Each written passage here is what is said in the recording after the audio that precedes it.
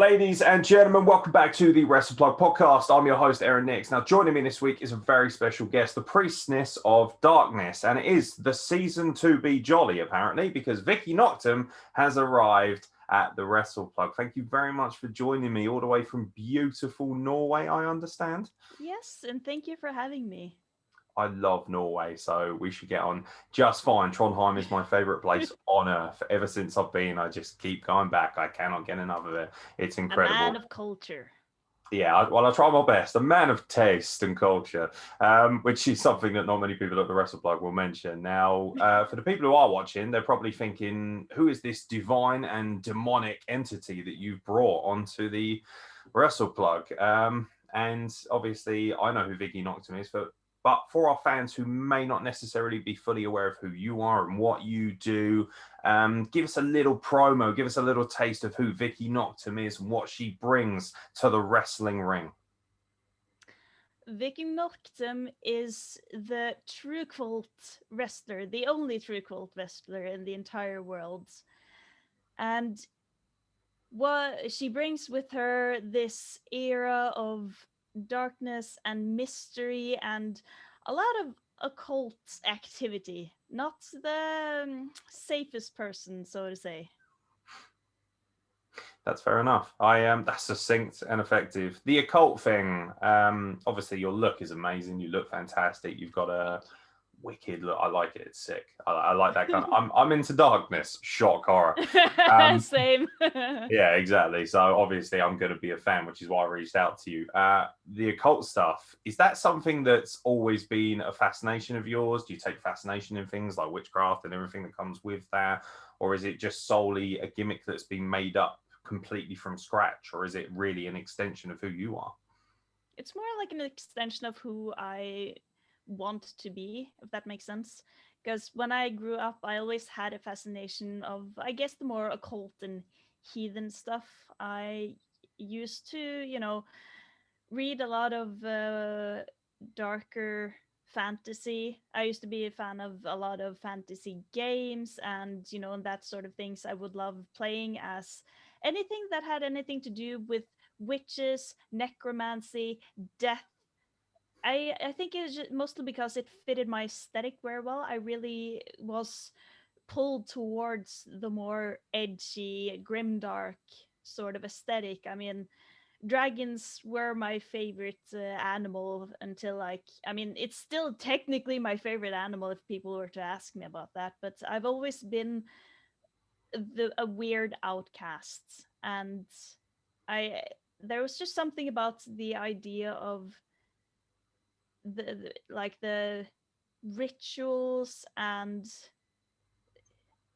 I don't know. There's something about the rituals and the whole having spells and going through these lighting candles that really just pulled me in, and I really wanted to, kind of bring that into its own character because I don't really get to do that much of that to divulge in that kind of hobby normally. Coming into the wrestling world, particularly in a part of the world where wrestling is. So the Scandinavian scene is kind of just blossoming slowly but surely. It's coming together. Body Slam is kind of leading the charge, I'd say. I think that's fair to say. Definitely. We had Emeritus on the podcast. He was fantastic. He knew so much about the business and just really spoke well to the Scandinavian scene and what's been built there.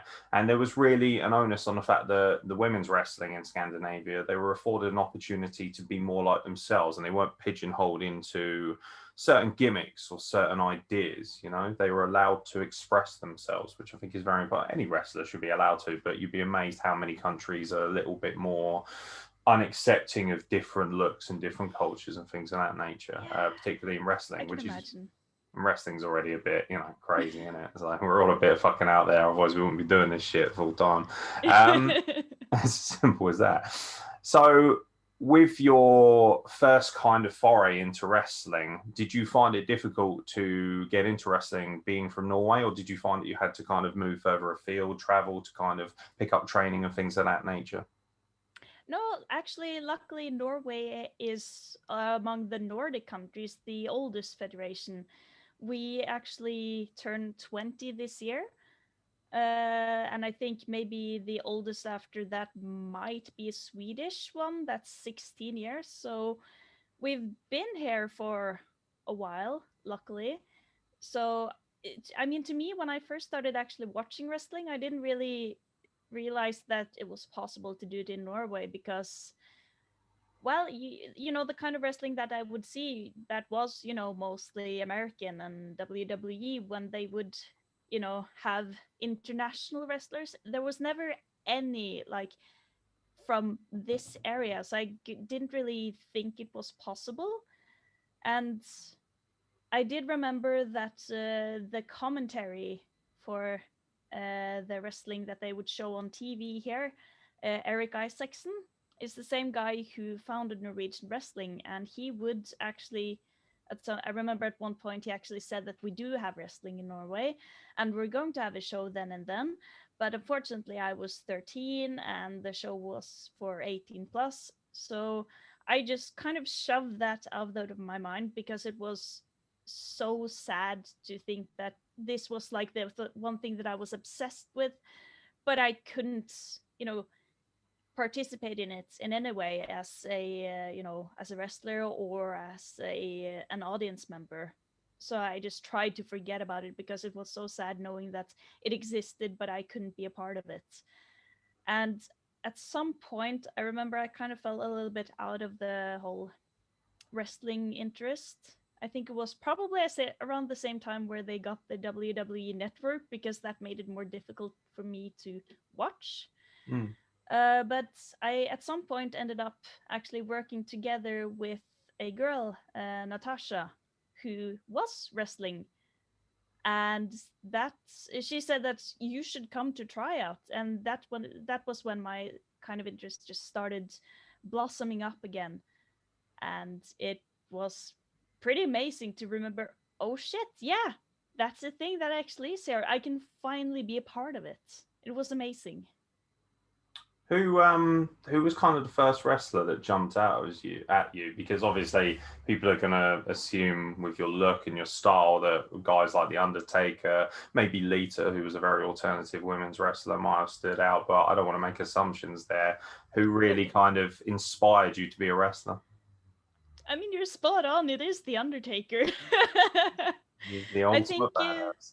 yeah, I mean, obviously, when you look like this, then and you do what Vikki Noctem does, you're going to be, pulled more towards more occult and supernatural or just hardcore things like this aesthetic is.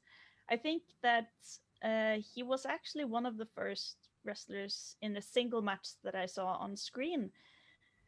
Because the very first match that I zapped into was some sort of Royal Rumble or something. So you can imagine my shock when the first exposure to wrestling was a ring with over 10 guys just going at it at each other. But I remember when I saw match from The Undertaker, and this was from the 90s with Paul Bearer and, the classic Undertaker attire, with the tie and everything. It just really spoke to me because, when you're a young teenager and you want to be edgy and you want to be more dark and brutal, but you don't really dare to do it yet, those are the kind of things that inspire you and that really gets ingrained into your mind. So he was definitely my biggest favorite. Other than that, obviously, I would say HBK, the Heartbreaker Shawn Michaels, was also a big favorite. Loved watching his matches.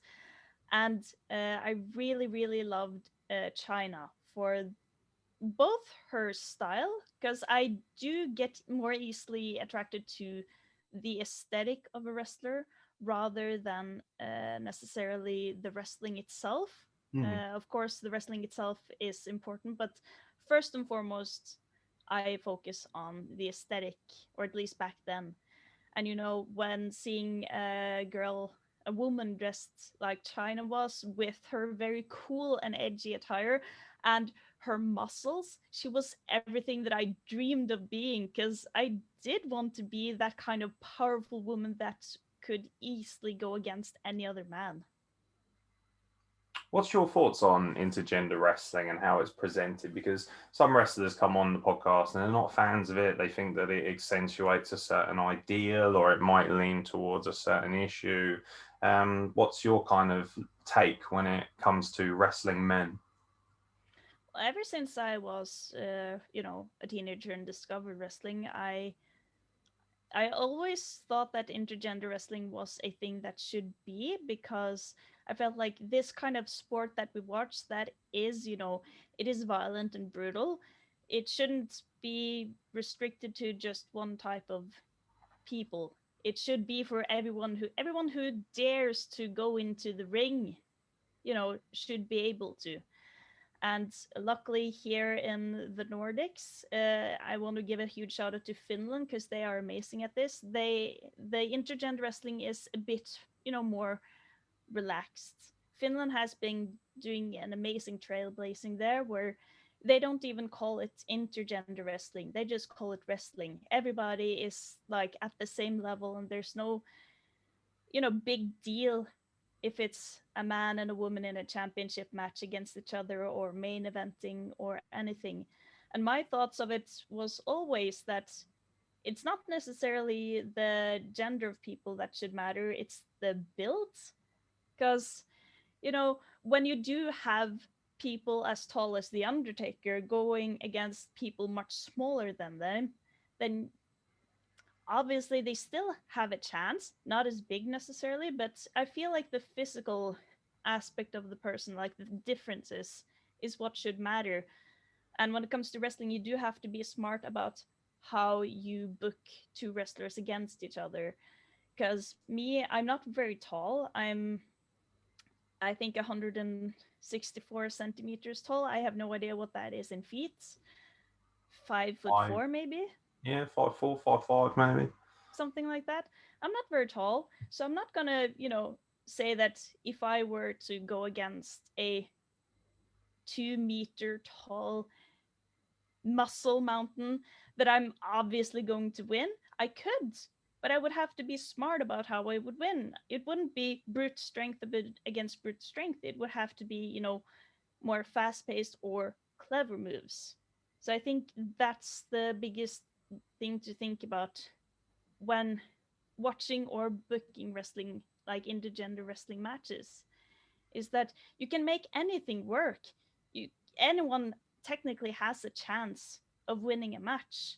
They just have to be clever enough about how they do it, if that makes sense. Yeah, intergender. I mean, the argument I always hear against it is that it's unbelievable. It's not believable enough that a woman could fight a man, which is ludicrous in its own right. For someone, I've spent a lot of time in martial arts camps, MMA camps, things like that, and had women kick my head off. So that's and I'm 6'4", so that's clearly not true. It's about 190 odd centimeters. But like, that's so weird. I've never heard anyone use centimeters before. So credit to the metric system. Yeah. Yeah, no, I've always used the argument of, well, when you look at men's wrestling, for instance, and if you watch classic WWE, Rey Mysterio would wrestle Kane and The Undertaker, and he's fucking tiny. And in a fight, I imagine if they just squared up to each other, yeah, he'd probably get murdered.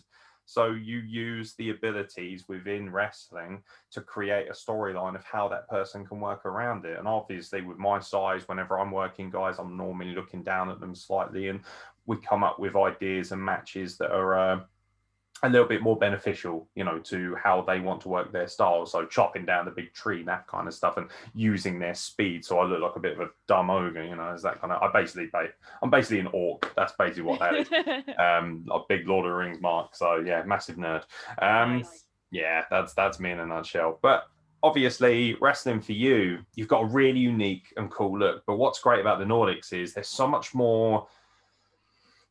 They're so cool when it comes to culture. Like the Nordics really love, obviously Viking culture is quite big to me. I've actually had a shave, but it's normally like right out here. Like, I like my war beards and things of that nature. I love the presentation that the Nordics have because it's very hard hitting, but there's a lot of culture involved. And for anyone who follows your Twitter, they'll know that you're particularly proud of your home nation and what you do, which I think is so cool. It's almost like you're kind of ribbing all the other Scandinavian countries, which is really good fun, especially Denmark. They seem to be getting quite the shit kicking on your Twitter, which is good stuff.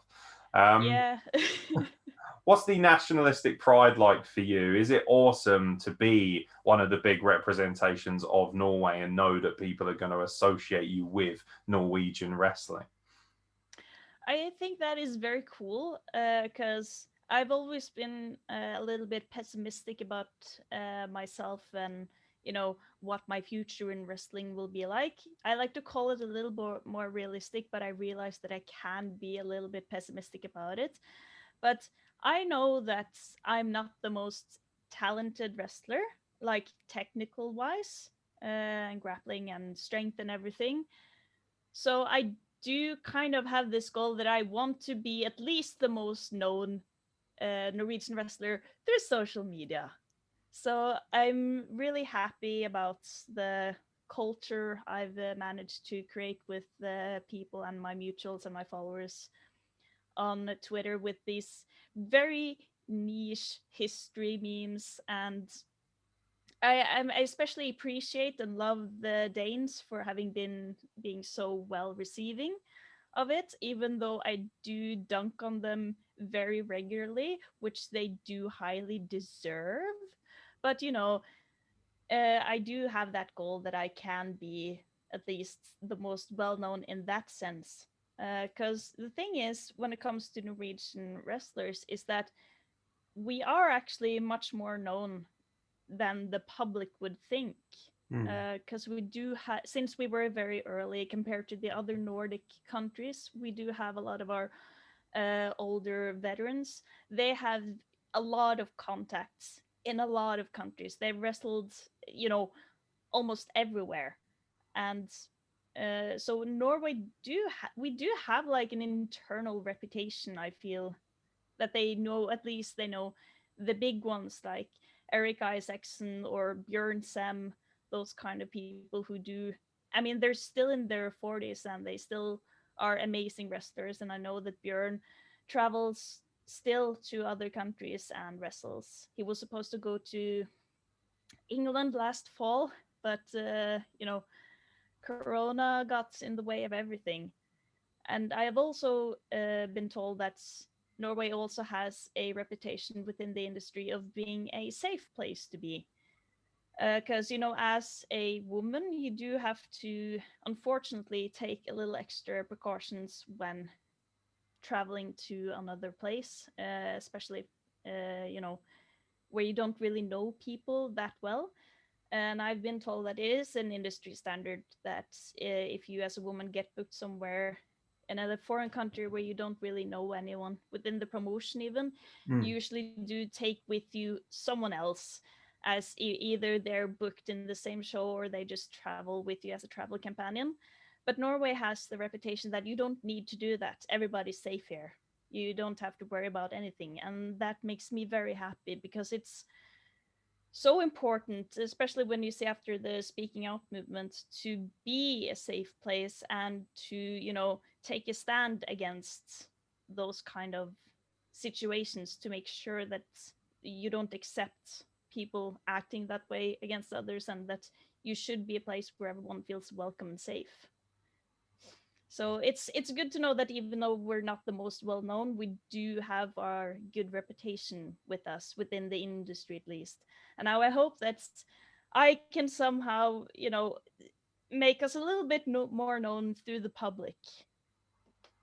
Because I mean, the Norwegian people aren't the best at using social media for some reason. So I try to kind of make up for that by being more active than most of the others. The safeguarding things around, particularly with women as well. Obviously, that's not to exclude any men who have obviously suffered as well. But obviously, speaking out, being English as well, and having to kind of be in the middle of that hotbed. I work for companies, and I'm very blessed in the sense of the company that I predominantly work for has had safeguarding in place literally since its inception in 2017. It's one of the only companies that has done that. and takes it very seriously. And a lot of that has to do with the fact that the main proprietor and owner, Robbie Nitro, is somebody who has always been very passionate about protecting talent and looking after people in the correct manner. And we're a family friendly show as well, so that helps. So we make sure that we set a good example for all the young people around us. But as a woman, it's more important that I ask you for your opinion.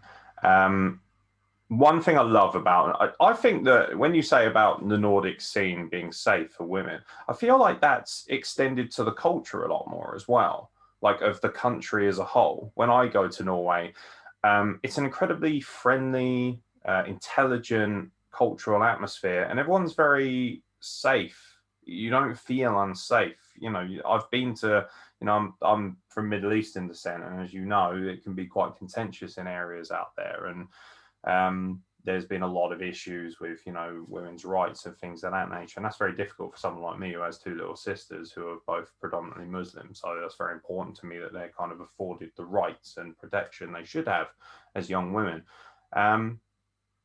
What's it like for you sitting from a different perspective? Because it's very difficult, obviously, particularly for the women over here and maybe in America as well. But for you, it sounds like you've had the opportunity to be well looked after and well respected, which frankly that should just be the norm, but it isn't in some areas of wrestling. How does it make you feel to look at it from almost the outside perspective, looking at other countries? Has it kind of tempered your expectations of what you'd like to do? Are you a little bit more nervous and a bit more reserved about the idea of maybe traveling to the UK and wrestling here or wrestling in North America? I mean, it actually did make me more aware of the reality, because since things have been so safe here, and you know, I generally in the Nordic countries, I've only heard good things, and in my own promotion, I feel very much safe and comfortable with absolutely everyone. It it didn't really dawn on me necessarily how, you know, much of a risk it could be, and how, you know, that there could be dangers out there when you're so used to everything being okay and smart. And then I start hearing about how, yeah, no, these things have happened at promotions where people have been, and you should probably have someone with you. I didn't plan on doing that when I, you know, started thinking about, oh yeah, traveling to other countries for promotions there would be cool. I never even considered the idea that I should bring someone with me. I just, I guess, assumed that everything would be okay, and that's at least I thought that most places, you know, our people have, some of our people have already been, so they could give me, you know, a perspective of, oh yeah, but we know these and these and these people here, and they're nice. So I guess it didn't really strike me as a possibility. And then, you know, realizing the reality of it, it was so weird because, you know, despite how popular wrestling is, it still is a niche interest. And I feel like it is, we're all in the same community, and it feels like it is a small community, even though it is pretty big, all things considered. It should, I just feel like it should be more, you know, about togetherness and being kind to each other and being arms open. So it's kind of, I'm glad that the speaking out movement started, because it made some labels or some places have to, you know, take a second look on themselves and their routines. And I'm very grateful for the people who have been at the forefront of that and started this conversation. And I hope, since this has been put a spotlight on, that things can only go up from here. That's now that they have to actually consider. I mean, even places that haven't had any of those incidents might look at themselves and think, okay, it hasn't happened here, but we should probably just have some protocols about, you know, if this were to happen, have some rules. As I said, this hasn't really happened here, but I do know that someone before I started here was actually kicked out because of inappropriate behavior. And here's the thing, it wasn't even like, it wasn't the most serious thing. They were just being uncomfortable against some of the trainees or the women who were here. And the people in charge, they stopped it before it could go any further than that. They said that this is unacceptable behavior. I don't care if you didn't do anything physical to them. This isn't okay, and you are not welcome here anymore. And I really commend them for doing that and taking that step. And I hope that other places can also be more of a, have a more zero tolerance policy for that kind of behavior. And I do hope that that can also spread to general bullying, because every place has their hierarchies, and some people, when they get more famous and well known, they do become more cocky than they should be and think that they are owed more and can do more freely. So I hope that that also can be a thing that's people will what's it called, have a confrontation with and deal with. Yeah, proactive. I've always been one of the big things for me. I've always said that people should be more proactive than reactive, and the idea is to ahead of time make sure that these things are in place. It shouldn't take horrible incidents to then make a reaction, and these should have been part of the course originally. It's something I'm very passionate about, especially with the past that I suffered and things of that nature. It was very important to me that people are afforded protection and the correct mannerisms. And like I say, having two little sisters, one of which is only 13, it's important to me that she's afforded the correct rights. And I worry when I see things like that she can go out into the world, because we're talking about wrestling, but it extends to everything. Women should be safe wherever they go. It's not a case of, oh, well, they're safe at wrestling, that's all that matters. No, they need to be safe everywhere. We all need to be safe and protective and professional in our behavior towards people, particularly those that we're training with who aren't necessarily having more personal relationships with us, and we should respect boundaries and things of that nature. And what's really refreshing is the fact that you mentioned that even though it may not have been deemed a huge deal, the fact that that incident in Norwegian wrestling was stamped out immediately to stop any kind of further behavior is living proof of the fact that the Nordic countries, particularly Norway,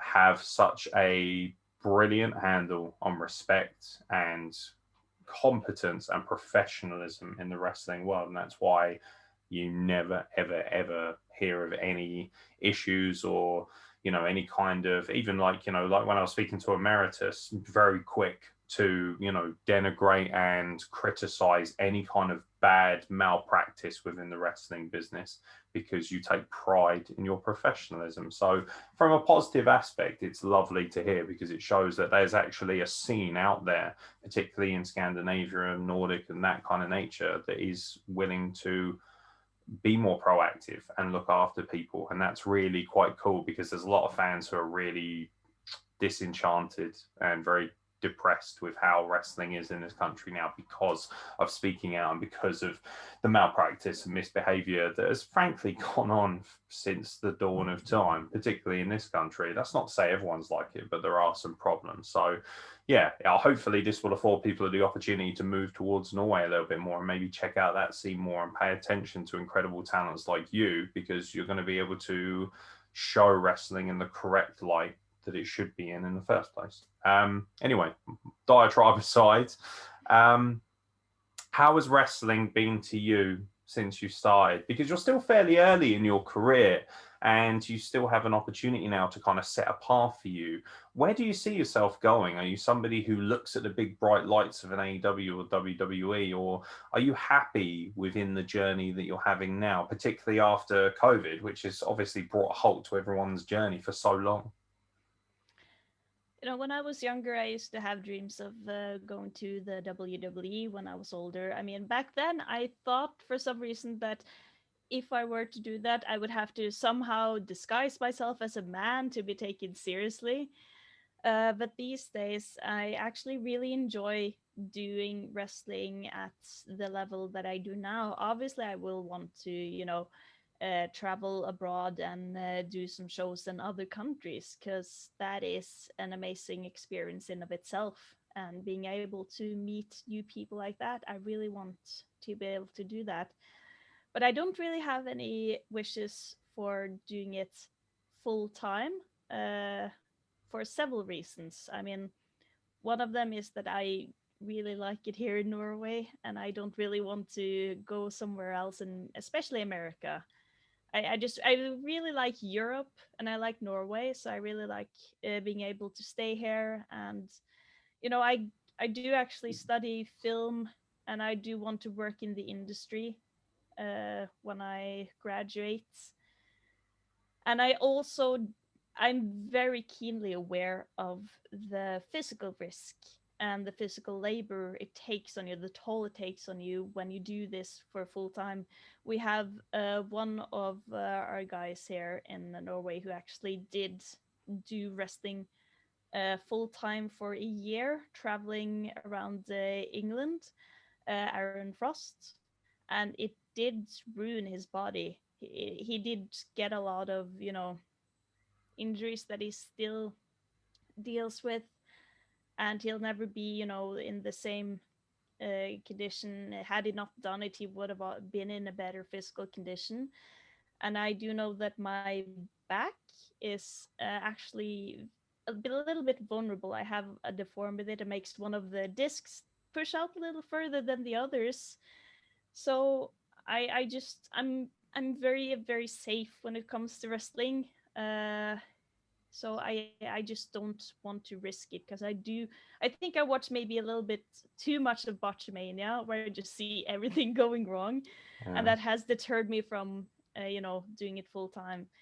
But I mean, I do know that if you work for example, NXT UK, you can still live in your own country. I think Jessie Gabbert, alpha female, still lives in Germany but flies out to England for the shows and everything. So that could be an opportunity. But I do really like doing it on the level that I do here, and I really like doing it in Norway because we do have very amazing fans here that really enjoy it, and I don't want to leave them. Yeah, I get the sense that national pride is so strong with you that it would be hard to leave Norway. And for anyone who's been to Norway, like, it's not me just blowing smoke up them. Their economy and their way of life and their quality of living is so superior to most of Europe and most of the world. That was what kind of stunned me a little bit when I got there. I was like, holy shit, it's so lovely and clean. Like, what happened? Like, it is kind of like a utopia to a lot of people in the European countries. Your style, your look, obviously being quite gothic, quite representative of a different kind of background and things of that nature. You've got a little bit of a Alexa Bliss vibe going on at the moment, which is quite interesting. Or maybe she's got a bit of a Vikki Noctem way of putting it.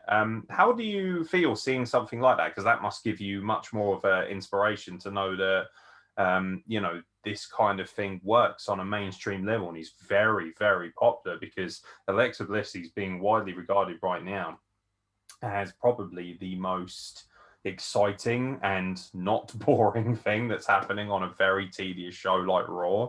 So it must be quite exciting for you to think, okay, seeing that on a mainstream television must mean that I'm able to adapt more of what I do to what I'm doing over here. Honestly, it did actually surprise me that people were so receptive towards it, because, well, having had the interest that I have had for, almost my entire life, the kind of person that I am, an outsider, I've always been, used to that. I'm not everyone's cup of tea. I'm very few people's cup of tea. So I just assumed that that was what it was always going to be like. That maybe some people would, uh, be a bigger fan of me because of, all the weird stuff, the occult Satanist, witchy vibes that I give off. But I never necessarily thought that it would be something that could be taken so well mainstream, and that is very exciting.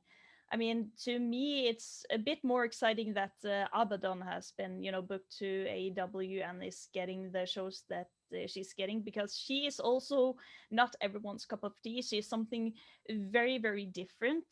and she inspires me so much. And I'm very happy that both her and Alexa Bliss and that sort of thing is being received so well, because not only does that mean, good for me and how well my character can be received and which direction I might see myself going in the future, but it also means that promotions and the bookers sees that this is something that people do like, that they won't think, no, nobody wants that. Mm. Finally we can see, say to them, but look, people do want that and they do like it. And I think that can give an opportunity to the people who are more in the extreme sense, such as myself. And that's very exciting to see, because I do have some plans in some point in the future to go in a little more extreme direction. And this gives me more hope that it won't be seen as just some weird freak show, kind of thing. Yeah, you mentioned Abaddon as well, and what Abaddon does. Sorry, my dog is currently licking my arm, trying to get my attention. He's No stop worries. it, you pain in the bum.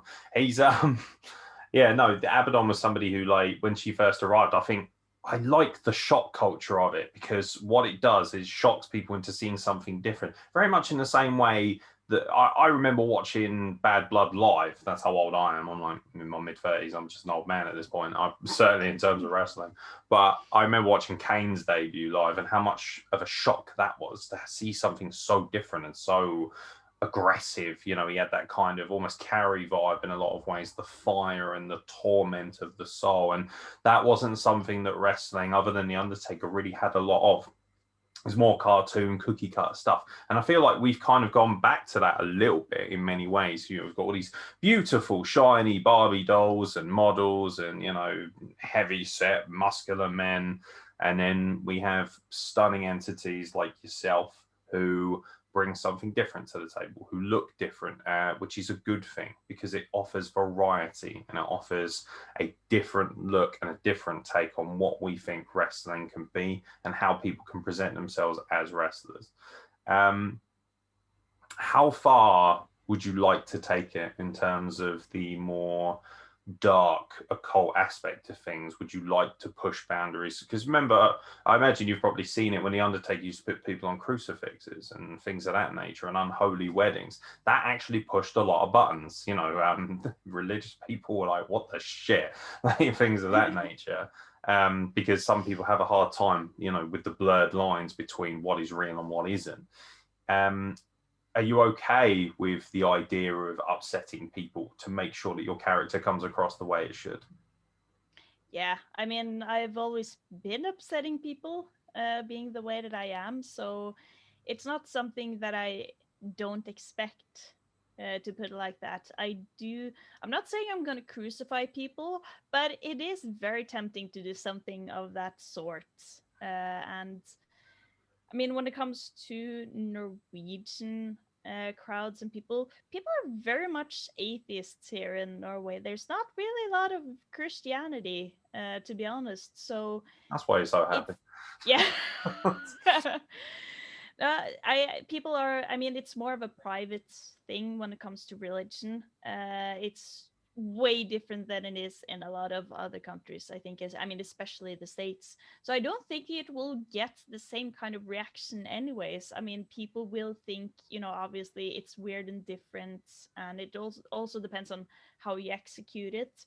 But I don't think that it will, be seen as that controversial or you know dramatic, Mm. for better or for worse. But yeah, I do see myself taking things in more of an extreme area. I mean, every time there's a person debuting in wrestling, they always do have to kind of find their footing before moving on and evolving as a wrestler and as a character. So I just need to find my footing and see what works best for me, because I mean, I am pretty new, as you said. I've only had 2 matches, actually. I was supposed to have my third right as our country was shut down, and now we've been a year without any shows. I mean, over a year without any shows. So I'm very much looking forward to us finally being able to have shows again, and, being able to bring more of this occult, this cult to Norwegian wrestling. The Cult of Noctem. Yeah, Yes. that's I can imagine with your look, you're going to be very popular, very, very popular, particularly as your social media presence grows. You mentioned films a little bit of a while back. So before I let you go, I wanted to kind of delve into things. We normally do word association, but with the kind of lack of knowledge of Denmark and things like that, I thought I'd put a twist on it. I want to know what you think of these films. Now, I've had to make a few assumptions here as to what you might like and might not like. So I apologize if this isn't a film that's your cup of tea. So please don't kill me. No worries.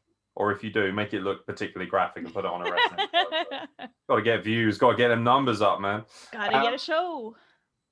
So, yeah, one word to describe these films. Now, if you haven't seen it, just say pass and we'll move on. But as you are very much into film, I thought you would particularly appreciate a lot of these films. So I'm going to start with one that's a particularly big favorite of mine, The Crow.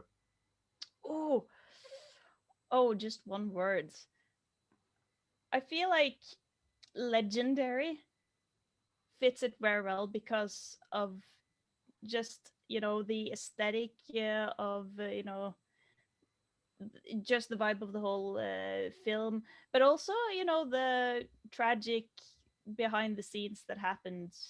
It is an infamous film. It's a cult classic, so I feel like it has its place in the legendary place.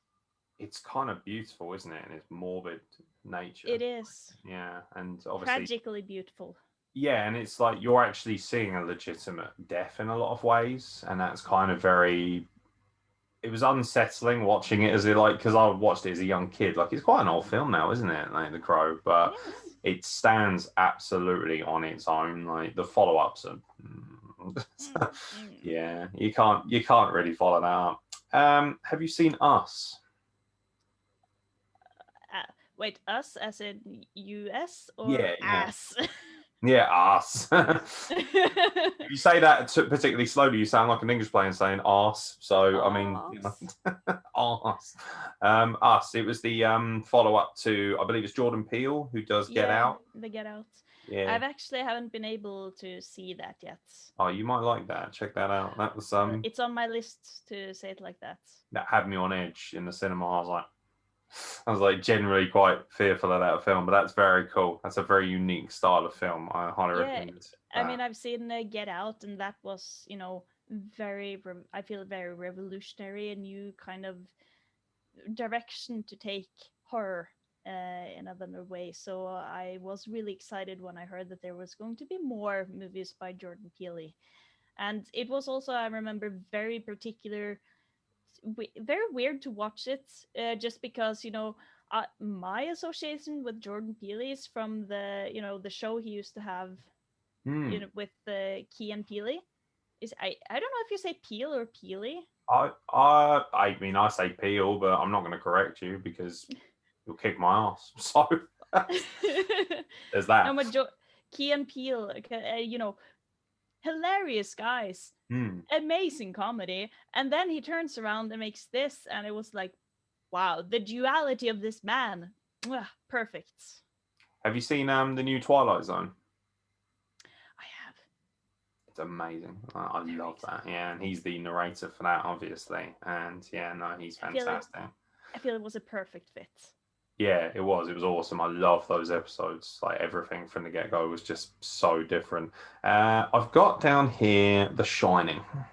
Oh, that's also. I'm not the best with one word, but you can just go into like experiences or how it makes you feel, because I know obviously you're going to be a film major, so I thought it'd be nice for you to have something to talk about other than wrestling. Like it's so you don't have to throw one word at it, but if you want to sort of explain or talk about how it made you feel watching it, then you're more than welcome to. Oh, because the first couple words that pop into my head is, obviously cult classic, and I'm gonna, very, I don't know, very special, because I remember being very young, seeing The Shining for the first time, and it's just very, it's a weird movie, but it's so, I remember being so fascinated by it because I'm not the biggest, slasher movie fan. So Mm. I really, really appreciated that, it was a horror that went more in the, it's a thriller. It's weird, and there's definitely some supernatural things going there, but it's about the psyche of a man, and the whole setting and the isolation and everything. And it's just so, it is a cult classic, because, and it has, you kind of have to see it because it made such a big cultural impact. There are many movies that make that kind of impact, where you see references to it everywhere, like a lot of, either pictures, or, like shoots, photo shoots, TV series or movies or anything. There's so many references to it that just has so many scenes in it that are so memorable that everybody knows. And it was just a great way to have that whole psychological thriller aspect, and use that as an example for, how, horror can be. It can be more than a spooky guy with a mask in the forest that kills teenagers in a camp. It can be so much more, and I feel like that's my perfect go-to movie to recommend for people who only have the very campy impression of what good horror can be. And then I can say, take a look at The Shining. You get something completely different, and it will open your eyes to just how much it affected the culture. Yeah, I love that you mentioned psychological thrillers, because like I'm not one for out and out gore. I like the more intense psychological stuff. And particularly with something like The Shining, where there was a real emphasis on his mental health and nods to schizophrenia and things of that nature, which many films hadn't really mentioned until that point because they weren't brave enough, because mental health was still a big stigma back then and not really recognized as a genuine thing. It was a case of, if you had a mental health disorder, you were stuck in somewhere and you were given electroshock treatment up until that kind of point, which is terrifying to think of in this current day and age. So kind of grateful now, otherwise I would look like a crisp at this point. I won't bore you too much longer with films No, because I no, really like. I love films. I mean, I study it, so I love being able to go on and on. It's been very fun. Yeah, I mean, I've got a huge list, but at the same time, I appreciate what I'll do if you like is we'll get you back on and we can just chat films for an hour and we won't even bother Yes. talking about wrestling. So, because I'm looking to branch out and have different things like sports and animation and stuff. So it'd be great to have you on for like Ooh. the film-based stuff and that more regularly. So you never know, you could be a co-host if you want. That'd be good fun. I'd Um, love to. so I've got Saw down here, the Saw franchise. What do you think of that? I think here's the thing, because I am not the biggest fan of slasher movies, as I said, the meaning gore, but I do think that, I mean, the Saw franchise in of itself, it is kind of very much torture porn. Uh, Yeah, like so Hostel. I can't really watch it any time of day or just at any point, because I do easily get squeamish. But I do feel like it's the people. I think what's more fascinating about it is the kind of people who are fans of Saw, because on one hand you do have the people who just are, they just love torture porn. They just love seeing people getting murdered, and the horrible things that happen. But on the other hand, you do have the people that find, the premise of itself and more of the I guess philosophical um choices that are presented to people, because everybody, mostly everybody, can get out of the trap at a great personal cost.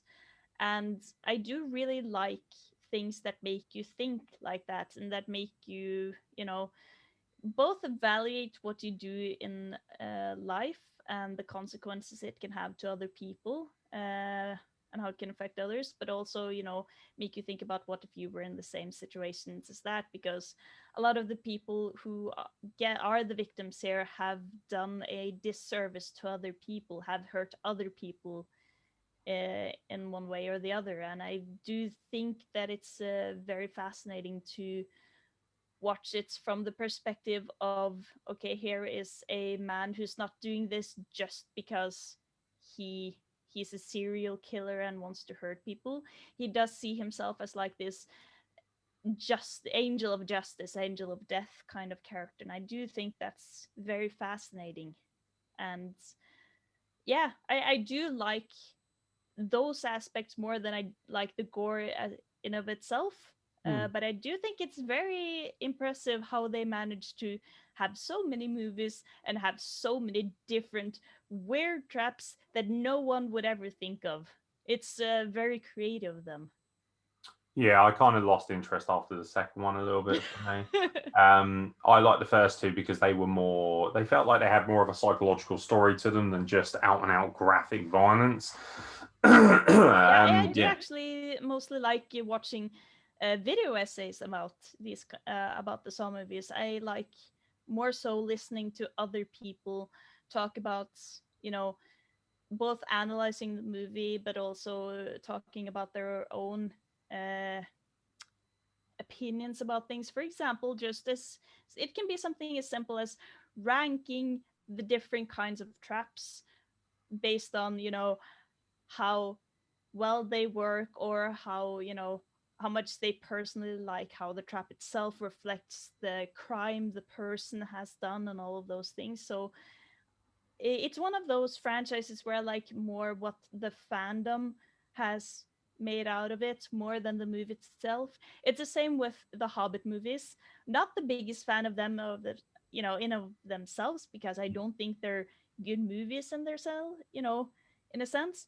But I love all the art, the fan arts, and the fanfics and the comics, everything that the fandom has, contributed with cosplays and everything, because I love dwarves. I love dwarven culture, and it was so fantastic to finally being able to see more of it and seeing dwarven, architecture and everything. So I love that aspect of it and all the arts that came from it. But the movies themselves are okay. Yeah, the Hobbit series for me felt like more of a kind of franchise money grab as opposed Yeah, to Lord of the definitely. Rings, which was like this beautiful, like especially the director's cuts that you can get, and I've got those. Like the Return of the King one is like it's like a day's worth of film, but at the same time, they're such masterpieces, and the books are incredible. I'm a proper Oh book yeah. nerd. I'm an English major. I love books. I studied playwriting and things of that nature. So for me, I feel like the Lord of the Rings books that are read by Robert Inglis are some of the finest examples, especially audiobook wise, of telling a story in a beautiful way that no other books have been able to replicate in the modern era. Hmm. Um, Sorry, I'm being a right nerd now. No, I love it. I mean, if people ask me what my favorite movie is, I usually say either the Lord of the Rings trilogy or more specifically Two Towers. So I'm a huge nerd myself. Two Towers is my favorite. It was the only one I got to see at the cinema as well. So, which is Oh. like quite cool because like it's kind of a thing now, isn't it? A badge of honor to see the great films in the cinema. So you can say Oh that yeah. like, my parents and grandparents talk about watching The Exorcist, in the cinema and that. And I'm just like, and it's funny because they were talking about how everyone would faint and scream in terror. And I watch The Exorcist now and I think it's a bit tacky. It's a bit Oh, dumb. it's very tame compared to what we have these days. Yeah, we've gone a bit too overboard, I think. But I could literally spend hours talking to you about that, and hopefully I will later down the line. And it'd be Yeah, lovely to have you back on. hopefully. Love As to. far as wrestling goes and wrestling fans, and we've got to go back to the boring stuff. Um, Social media wise, I want more people to see how fucking hilarious you are on social media. Tell everybody where they can find you on social media.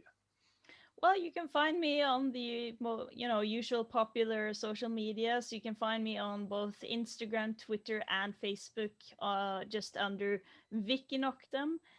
One word. That's my username both in Instagram, and Twitter.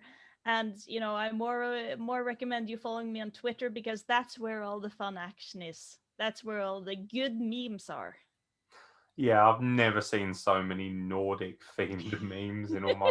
I didn't even realize it was a thing. There are so. I swear you create most of them.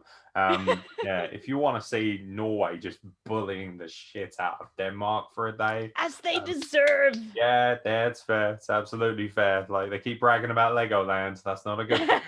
We've got one of those. It's not cool. Yeah, no, it's. I love all these countries, but yeah, Norway's always going to be my favorite. So sorry, it's what it is. It is what it is. That's just what it is. facts, not an opinion, just facts. That's kind of how I am with Lincoln, where I'm from. I always say, because like we hate Grimsby down the road, and I'm always just like, the fact of the matter is we're better than you, and we always will be. So fucking deal with it, Grimsby, you disgusting shithole. It is what it is.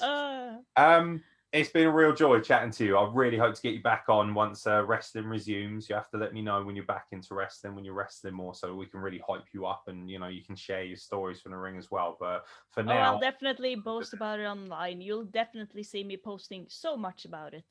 Yeah, well, you'll see WrestlePlug sharing a lot of Vikki's stuff going forward, because she's such an amazing soul. It was really, really awesome of you to come on and share your time with me. I just wanted to say thank you. And fingers crossed we get a lot more fans going your way. And for anyone who doesn't really understand or realize, Norway is genuinely the best Scandinavian country. It is. Like, it just is. Thank you very much for having me here. It's been an honor. I'm very grateful that you invited me on here. No, thank you. No, honestly, the honor was mine. I really think you're awesome. So before we wrap it up, one thing, would you like to say anything in Norwegian, your local tongue, to anybody who might be watching? Oh, now you put me on the spot. Kjør på, vær deg selv, og rock videre. I love it. It's so cool. I was desperately trying to speak Nordic when I went, it's fucking terrible. I can't speak any Nordic. I'm so bad at it. Like, I was just like, I've got a bit of German. That's about it. So yeah, no, but honestly, genuinely awesome. Thank you so much for coming on the WrestlePlug, and I look forward to having you back on soon. Thank you. Same to you. Thank you very much.